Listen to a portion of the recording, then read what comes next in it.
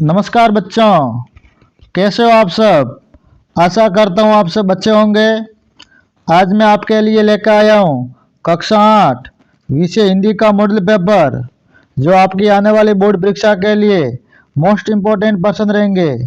तो आप सबसे निवेदन है कि वीडियो को पूरा देखें और हमारे चैनल को सब्सक्राइब करें। चलो वीडियो शुरू करते हैं। निम्न प्रश्नों के उत्तर कोष्टक में लिखें। आकाश की असीम ऊंचाइयों को नापने की बात किसने की? सांप ने, बाज ने, दोनों ने, किसी ने नहीं। तो ऑप्शन नंबर ख सही है, बाज ने।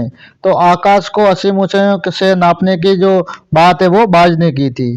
बूंद पारंपरिक अवस्था में किस रूप में थी? यानी पहले की जो अवस्था में बूंद किस रूप में थी? वाष्प के रूप में, तरल के रूप में, बर्फ के रूप में, सागर के रूप में। ऑप्शन नंबर क वाष्पन के रूप में, यानी वाष्प के रूप में थी। किसके रूप में थी? वाष्प के रूप में। कृष्ण की सोटी बढ़ाने हेतु मैया उन्हें क्या क्या खिलाती है? माखन, दूध, रोटी, उपरोक्त सभी। तो ऑप्शन नंबर ख दूध, यानी भगवान कृष्ण की चोटी बढ़ाने के लिए माँ उसे दूध खिलाती है। हुमायूं शेरशाह सूरी से हारकर किस रेगिस्तान में मारा मारा फिर रहा था? सहारा, गोबी, थार या सिंध।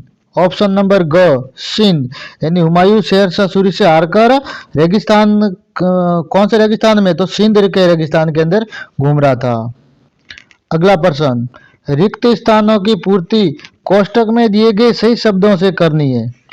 साइकिल चलाना एक सामाजिक आंदोलन है। साइकिल चलाना एक सामाजिक आंदोलन है। धोती फटी सी खाली जगह दुपट्टी, यानी धोती फटी सी लट्टी दुपट्टी।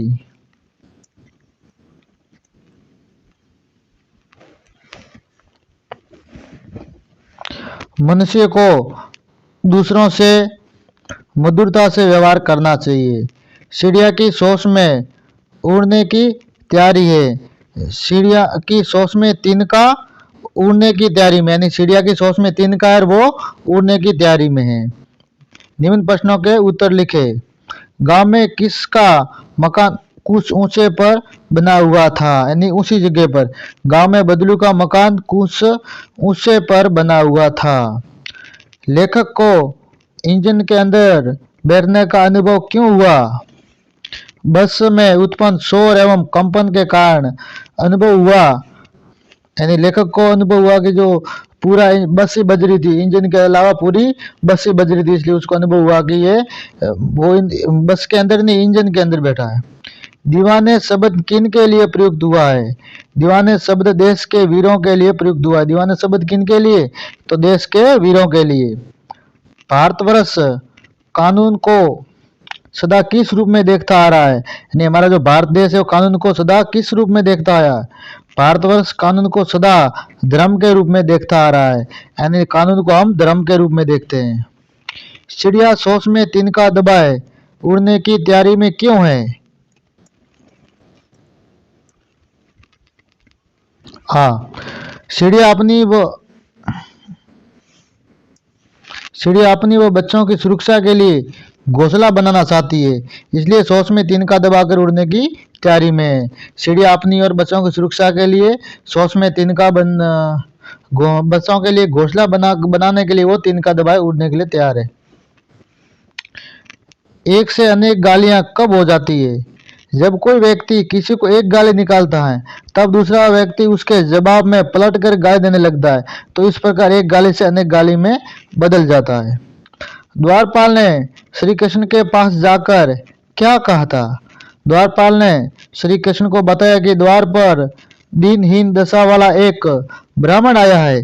वह अपना नाम सुदामा बताता है और आपसे मिलना चाहता है।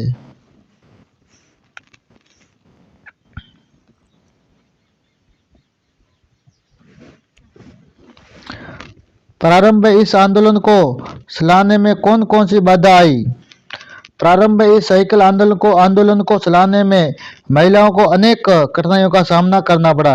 लोग महिलाओं पर तरह तरह की फतियां कसते थे और अपनी रूढ़िवादी मानसिकता के आधार पर इन महिलाओं पर बड़ी टिप्पणियां करते थे, यानी उसको गलत वलत बोल रहे थे। बालक श्री कृष्ण किस लोभ के कारण दूध पीने के लिए तैयार हुए, यानी बालक जो भगवान कृष्ण थे वो किस लोभ के कारण दूध पीने के लिए तैयार हुए। बालक श्री कृष्ण छोटी बड़ी होने के लोभ में आकर दूध पीने के लिए तैयार हुए।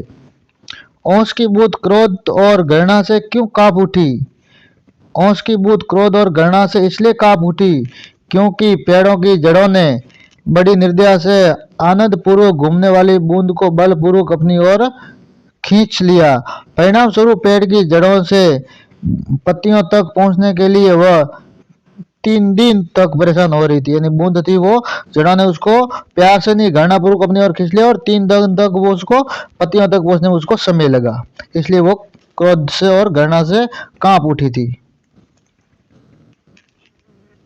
बाज अपने जीवन में संतुष्ट क्यों था। बाज ने अपना संपूर्ण जीवन सभी सुखों को भोगते हुए वीरतापूर्वक जीवन जिया था। उसने अपनी इच्छा को अनुरूप आकाश में ऊंची ऊंची उड़ानें भरी थी, इसलिए वह संतुष्ट था। मशीनी युग से बदलू के जीवन में क्या बदलाव आया, यानी मशीनी युग यानी आज के युग से बदलू के जीवन में क्या क्या बदलाव आया है। मशीनी युग से बदलू के जीवन में यह बदलाव आया कि उसके गांव की महिलाओं ने अब कांच की चूड़ियां पहननी शुरू कर दी थी, जिसके कारण उसके द्वारा बनाई जाने वाली लाख की चूड़ियों को अब कोई नहीं पूछता था। परिणाम स्वरूप उसके पैतृक धंधा बंद हो गया था और धंधे से होने वाली आय समाप्त हो गई थी, जिसके कारण वह लाचार, अशक्त और कुंठित हो गया था, यानी उसका धंधा बंद हो गया था। ऐसा जैसे सारी बस ही इंजन है, हम इंजन के भीतर बैठे हैं। लेखक को ऐसा क्यों लगा। लेखक को ऐसा इसलिए लगा क्योंकि जब बस को स्टार्ट किया गया तब पूरी बस जोर की आवाज करती हुई हिलने लगी। ऐसे में लेखक और उसके मित्रों को लगा कि जैसे सारी बस ही इंजन है और वे सब इंजन के अंदर बैठे हैं।